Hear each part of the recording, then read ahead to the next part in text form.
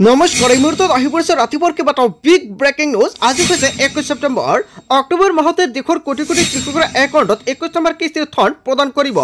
আজি কৰি লওক 4টা গুৰুত্বপূৰ্ণ কাম, অন্যথা আপুনি নাপাব পিএম কিষাণৰ টকা।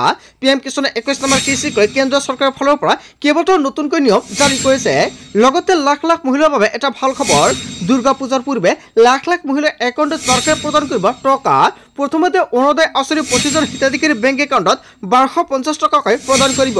লগতে লাখ লাখ মহিলা গোটৰ একাউণ্টত 25 আৰু 26, 27 আৰু 28 তাৰিখত প্ৰদান কৰিব 10,000 টকা। মুখ্যমন্ত্ৰী ডক্টৰ হিমন্ত বিশ্ব শৰ্মাই ৰেচন কাৰ্ডক লৈ কেইবাটাও নতুন নিয়ম সলনি কৰিব। লগতে কেইবাটাও ৰাজনৈতিক খবৰৰ লগতে অৰাজনৈতিক খবৰ যুগুত কৰা হৈছে আজিৰ দিনটোত। গোটেই অসম তথা ভাৰতৰ বিভিন্ন প্ৰান্তৰ পৰা যুগুত হৈছে কেইবাটাও ডাঙৰ খবৰ। এনেবোৰ খবৰ নিতৌ পাই থাকিবলৈ চেনেলটি ছাবস্ক্ৰাইব কৰি ভিডিঅ'ৰ এটা লাইক কৰিবলৈ নাপাহৰিব। আজিৰ আমাৰ প্ৰথম খুবেই গুৰুত্বপূৰ্ণ খবৰ হৈছে অসমবাসীৰ বাবে এটা ডাঙৰ খবৰ। আজি কৰি লওক 4টা গুৰুত্বপূৰ্ণ কাম। হিতাধিকাৰীয়ে আজিৰ ভিতৰতে কৰিব লাগিব ই-KYC। হয় বন্ধু বান্ধৱীসকল, হিতাধিকাৰীসকলে আজিৰ ভিতৰতে ই-KYC কৰাটো বাধ্যতামূলক। KYC আপডেটৰ বাবে CSC চেণ্টাৰলৈ যাওক আপুনি আজিয়েই, বা আপুনি ঘৰতে বহি মোবাইল ফোনৰ জৰিয়তেও কৰিব পাৰিব। ঘৰতে বহি কৰিব পাৰিব আপুনি ই-KYC। pmkisan.gov.in ৱেবছাইটত ঘৰতে বহি কৰিব পাৰিব ই-KYCৰ কাম। হিতাধিকাৰীয়ে খোলা ৰাখক বেংক একাউণ্টৰ DBT মাধ্যম। এতিয়াই চেক কৰক প্ৰথমতে পিএম কিষাণৰ পৰ্টেলত গৈ আপোনাৰ ষ্টেটাছ। আপুনি তাতে চাওক DBT লিংক হৈ আছে না নাই। যদি DBTটো লিংক হয় তেনে ক্ষেত্ৰত আপুনি বেংকত যাব লাগিব আৰু আপোনাৰ DBT মাধ্যমটো খুলিব লাগিব। DBT অন কৰিবৰ বাবে যোগাযোগ কৰক সংশ্লিষ্ট বেংক বিষয়ৰ সৈতে। কৃষকৰ কৃষিভূমিৰ প্ৰমাণপত্ৰ পুনৰীক্ষণ কৰাটো বাধ্যতামূলক। প্ৰথমতে চেক কৰক আপোনাৰ ষ্টেটাছ, আপোনাৰ লেণ্ড শ্বেয়াৰিং ইয়েছ আছে না নাই। যদি ইয়েছ নাই নো আছে তেনে ক্ষেত্ৰত অতি শীঘ্ৰে আপুনি এগ্ৰিকালচাৰ অফিচত যাওক আৰু আপোনালোকৰ সকলো ধৰণৰ সমস্যা সমাধান কৰক। এই কাম কৰিবৰ বাবে আজিয়ে যাওক আপুনি চক্ৰ বিষয়ৰ কাৰ্যালয়লৈ। পিএম কিষাণৰ হিতাধিকাৰীয়ে বেংক একাউণ্টৰ সৈতে আজিয়ে লিংক কৰক আপোনাৰ আধাৰ কাৰ্ড। যদি আপোনাৰ বেংক একাউণ্টৰ লগত আপুনি আধাৰ কাৰ্ডটো লিংক কৰা নাই তেনে ক্ষেত্ৰত বেংকত যাওক আৰু আপুনি আধাৰ কাৰ্ডটো লিংক কৰক। অন্যথা আপোনাৰ একাউণ্টত আপুনি পিএম কিষাণৰ টকা নাপাব। আপডেট হৈ থকা আধাৰ কাৰ্ডহে লিংক কৰিব পৰা হ'ব বেংক একাউণ্টৰ সৈতে। হয় বন্ধু বান্ধৱীসকল, দেশৰ কোটি কোটি কৃষকৰ বাবে এটা ভাল খবৰ। অক্টোবৰত দেশৰ কোটি কোটি কৃষকৰ একাউণ্টত সোমাব পাৰে পিএম কিষাণৰ 21 নম্বৰ কিস্তিৰ ধনৰাশি। কেন্দ্ৰ চৰকাৰৰ ফালৰ পৰা এইকেইটা কাম কৰিবলৈ আহ্বান কৰিছে। যদিও কোনো কৃষকে ভাবিছে নতুনকৈ আবেদন কৰিব পাৰিব, নিশ্চয় কৰিব পাৰিব। চৰকাৰে সকলো সময়তে পিএম কিষাণৰ বাবে আবেদন প্ৰক্ৰিয়া আৰম্ভ কৰি থৈছে। আপুনি যিকোনো মুহূৰ্তত যিকোনো সময়তে আবেদন কৰিব পাৰিব। অকল নিজৰ নামত মাটিৰ নথিপত্ৰ থাকিলে আপুনি কৰিব পাৰিব আবেদন। আপুনি কেনেকুৱাকৈ অনলাইনৰ মাধ্যমত আবেদন কৰিব, যদি আপোনালোকৰ ভিডিঅ' লাগে নিশ্চয় কমেণ্ট কৰি জনাই দিব। নেক্সট ভিডিঅ'ত সম্পূৰ্ণকৈ জনাই দিম।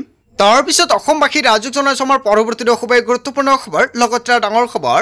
জুবিন গাৰ্গৰ মৃত্যুৰ CID তদন্ত ঘোষণা কৰিছে মুখ্যমন্ত্ৰী ডক্টৰ হিমন্ত বিশ্ব শৰ্মাই। CID তদন্তৰ বাবে DGPক নিৰ্দেশনা জাৰি কৰিছে। শ্যামকানু মহন্ত, সিদ্ধাৰ্থ শৰ্মাৰ বিৰুদ্ধে CID তদন্ত। সমগ্ৰ ঘটনাত তন্নতন্নকৈ কৰা হ'ব পৰীক্ষা। হয় বন্ধু বান্ধৱীসকল, এটা ডাঙৰ খবৰ আহি পৰিছে। আজিৰ ভিডিঅ'টো সকলোৱে বেছি বেছিকৈ শ্বেয়াৰ কৰি দিব। তাৰপিছত অসমবাসী ৰাজুক জনাইছো আমাৰ পৰৱৰ্তী খুবেই গুৰুত্বপূৰ্ণ খবৰ, লগতে ডাঙৰ খবৰ। জুবিন গাৰ্গৰ মৃত্যু ৰাজ্যজুৰি নিমা পৰিৱেশৰ সৃষ্টি হৈছে। হয় বন্ধু বান্ধৱীসকল, এটা খুবেই বেয়া লগা খবৰ আহি পৰিছে। চৌদিশে জুবিন গাৰ্গলৈ শ্ৰদ্ধাঞ্জলি। আপুনি যদি এতিয়ালৈকে শ্ৰদ্ধাঞ্জলি জনোৱা নাই অতি শীঘ্ৰে জনাই দিয়ক। আপোনাৰ বাবে কমেণ্ট বক্স খোলা আছে। দোকান পোহৰা ৰাস্তাত নিমাও পৰিৱেশ। সৰুসজাইৰ পৰা পোনে পোনে নিয়া হ'ব কাহিলীপাৰালৈ। কাহিলীপাৰা বাসগৃহত এঘণ্টাৰ ৰখা হ'ব জুবিন গাৰ্গ, নৰেশ্বৰ দেহ। এই সময়ছোৱাত কেৱল পৰিয়ালৰ লোকসকলে জনাব পাৰিব শ্ৰদ্ধাঞ্জলি। পুৱা 6 বজাৰ পৰা 7 বজাত সৰুসজাইলৈকে নিয়া হ'ব জুবিন গাৰ্গৰ পাৰ্থিৱ শৰীৰ। ৰাজ্যবাসীয়ে সৰুসজাইত শেষবাৰৰ বাবে চাব পাৰিব জুবিনক। পৰিয়ালৰ লোক, দল সংগঠনে আলোচনাৰ পিছতে থিৰাং হ'ব শেষ কৃত্যৰ স্থান আৰু তাৰিখ। অন্ত্যেষ্টিক্ৰিয়াৰ দিনটোত ৰাজ্য চৰকাৰে পালন কৰিব ৰাজ্যিক শোক। হয় বন্ধু বান্ধৱীসকল, এটা খুবেই বেয়া লগা খবৰ আহি পৰিছে। আজিৰ ভিডিঅ'টো সকলোৱে বেছি বেছিকৈ শ্বেয়াৰ কৰি দিব। তাৰপিছত অসমবাসী ৰাজুক জনাইছো আমাৰ পৰৱৰ্তী খুবেই গুৰুত্বপূৰ্ণ খবৰ, লগতে ডাঙৰ খবৰ। আপুনি চৰকাৰী ঘৰ নাই পোৱা নেকি? বিশেষ 7টা পদ্ধতিৰে যাওক আৰু আপুনি চৰকাৰী ঘৰ লাভ কৰিব। চৰকাৰী ঘৰ নোপোৱা প্ৰতিজন হিতাধিকাৰীৰ বাবে এটা ভাল খবৰ। যদি আপোনাৰ আধাৰ কাৰ্ড, বেংক একাউণ্ট, লগতে জব কাৰ্ড যদি আছে তেনে ক্ষেত্ৰত নিশ্চিত থাকক আপুনি চৰকাৰী ঘৰ লাভ কৰিব। ৰাজ্যৰ চৰকাৰী ঘৰ নোপোৱা লাখ লাখ লোকৰ বাবে ডাঙৰ খবৰ। শীঘ্ৰে সাজু কৰক এইসমূহ নথিপত্ৰ। সাজু কৰক PAN card, Aadhaar card, ration card, bank account. সক্ৰিয় ফোন নম্বৰ লগতে আপোনাৰ ইনকাম সাৰ্টিফিকেট ইত্যাদি এইসমূহ নথি হ'লে আপুনি লাভ কৰিব নতুনকৈ চৰকাৰী ঘৰ। নতুনকৈ 3,88,000 লোকে পাব চৰকাৰী ঘৰ। চিন্তা আঁতৰাই 6টাকৈ বৃহৎ ঘোষণা কৰিছে দৰিদ্ৰ হিতাধিকাৰীৰ বাবে। কোনে কোনে লাভ কৰিব চৰকাৰী ঘৰ? এই 7টা পদ্ধতিৰে যাওক আৰু আপুনি চৰকাৰী পকী ঘৰ লাভ কৰক। 1 নম্বৰত উল্লেখ কৰিছে আপুনি যদি ঘৰ পোৱা নাই এখন মাত্ৰ ফটো তুলি লাভ কৰিব চৰকাৰী ঘৰ। 2 নম্বৰত উল্লেখ কৰিছে মোবাইলৰ এখন ফটো আৰু আধাৰ কাৰ্ড থাকিলে লাভ কৰিব বিনামূলীয়া চৰকাৰী ঘৰ। 3 নম্বৰত উল্লেখ কৰিছে আধাৰ নম্বৰৰ জৰিয়তে PM আৱাস যোজনা পৰ্টেলত আপুনি আবেদন কৰিব লাগিব। 4 নম্বৰত উল্লেখ কৰিছে 15,000 টকা মাহিলী আয় হলে লাভ কৰিব বিনামূলীয়া চৰকাৰী ঘৰ। 5 নম্বৰত উল্লেখ কৰিছে দুচকীয়া বাহন থাকিলেও আপুনি লাভ কৰিব বিনামূলীয়া চৰকাৰী ঘৰ।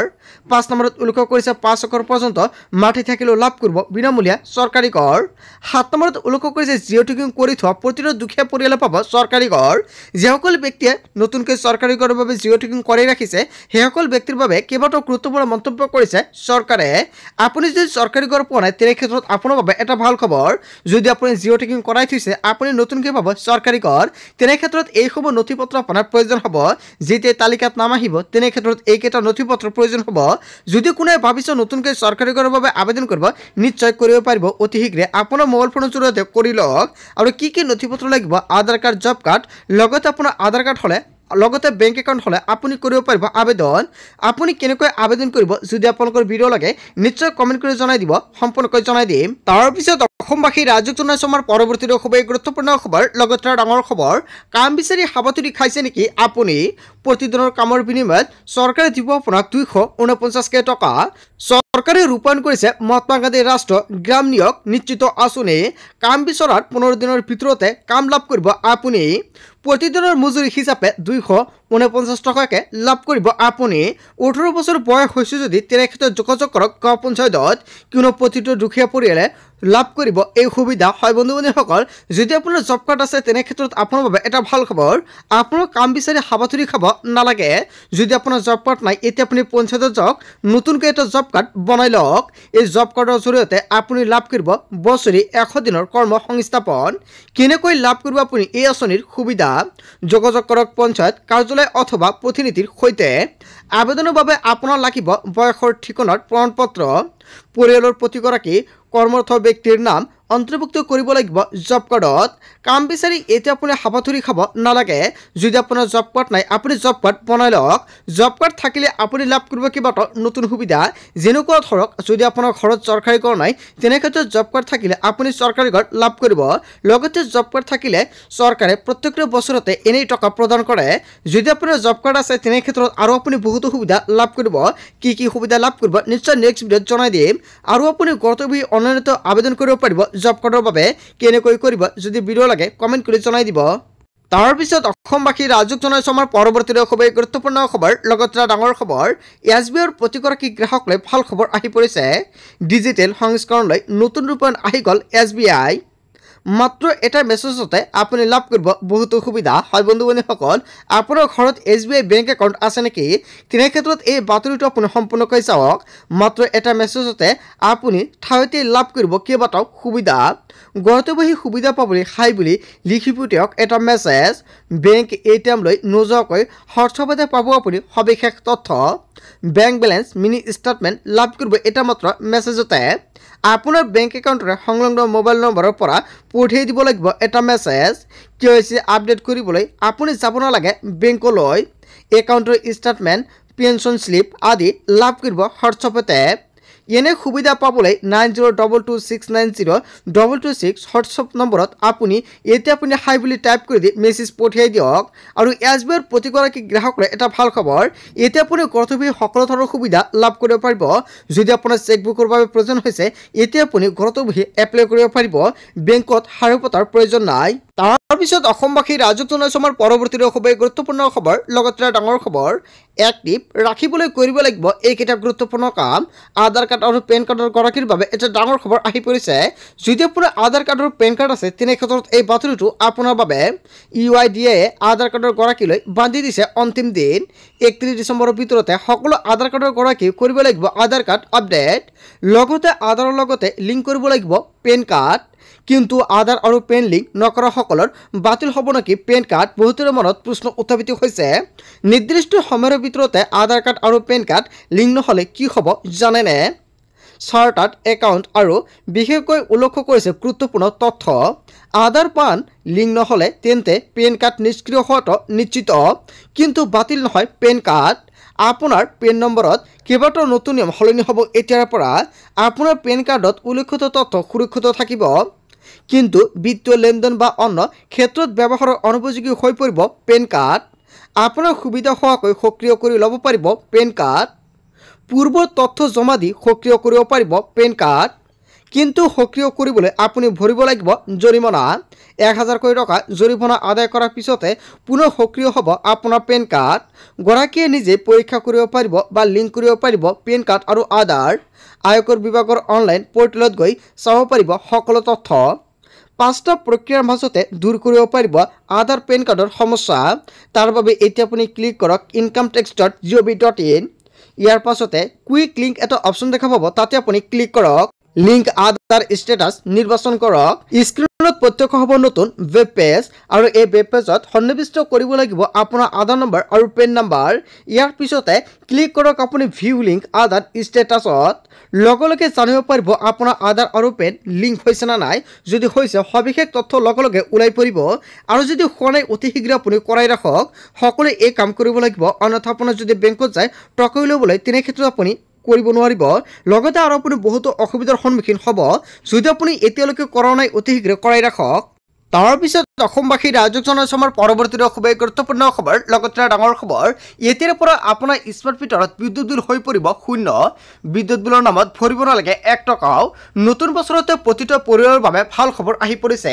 P2P আঁচনিৰ জৰিয়তে 0 হ'ব আপোনাৰ বিদ্যুৎ বিল। 7টা পদ্ধতিৰে কৰিব লাগিব এই কাম। প্ৰথমতে প্ৰধানমন্ত্ৰী সূৰ্যঘৰ উপভোক্তা ট্ৰেডিং প্লেটফৰ্মত পঞ্জীয়ন কৰিব লাগিব। পঞ্জীয়ন কৰাৰ পিছতে ক্ৰেতাসকলৰ বাবে অতিৰিক্ত সৌৰ ইউনিট উপলব্ধ কৰিবলৈ সন্মতি আগবঢ়াব লাগিব। দ্বিতীয়তে বিক্ৰেতাই বিক্ৰীৰ বাবে উপলব্ধ হোৱাকৈ অতিৰিক্ত ইউনিট আগবঢ়াব। তৃতীয়তে ক্ৰেতাসকলে ক্ৰয়ৰ বাবে নিৰ্দিষ্ট প্লেটফৰ্মত পঞ্জীয়ন কৰিব লাগিব। চতুৰ্থতে ক্ৰেতাসকলে বিক্ৰেতাৰ প্ৰস্তাৱ গ্ৰহণ কৰি পে'মেণ্ট গেটৱেৰ জৰিয়তে ধন পৰিশোধ কৰিব লাগিব। পঞ্চমতে ক্ৰেতা বিক্ৰেতাৰ মাজত লেনদেন কাৰ্যকৰী প্লেটফৰ্মে সংগ্ৰহ কৰিব। ষষ্ঠমতে উল্লেখ কৰিছে লেনদেন সম্পন্ন হোৱাৰ পিছতে বিক্ৰেতাৰ একাউণ্টৰ পৰা বিদ্যুৎ ইউনিট কৰ্তন কৰি ক্ৰেতাৰ একাউণ্টত সংযোগ কৰিব। সপ্তম পৰ্যায়ত বিক্ৰেতাৰ পৰা লাভ কৰা বিদ্যুৎ বিক্ৰী নহ'লে APD চলক পুনৰ বিক্ৰী কৰা হ'ব। ইয়াৰ জৰিয়তে আপুনি বিদ্যুৎ বিল 0 কৰাৰ লগতে বিক্ৰী কৰি টকা উপাৰ্জন কৰিব পাৰিব। হয় বন্ধু বান্ধৱীসকল, এটা ভাল খবৰ আহি পৰিছে। গোটেই অসম তথা ভাৰতৰ বিভিন্ন প্ৰান্তৰ পৰা যুগুত হৈছে কেইবাটাও ডাঙৰ খবৰ। এনেবোৰ খবৰ নিতেও পাই থাকিবলৈ চেনেলটি ছাবস্ক্ৰাইব কৰি ভিডিঅ'ত এটা লাইক কৰিবলৈ নাপাহৰিব। So thank you for watching full video.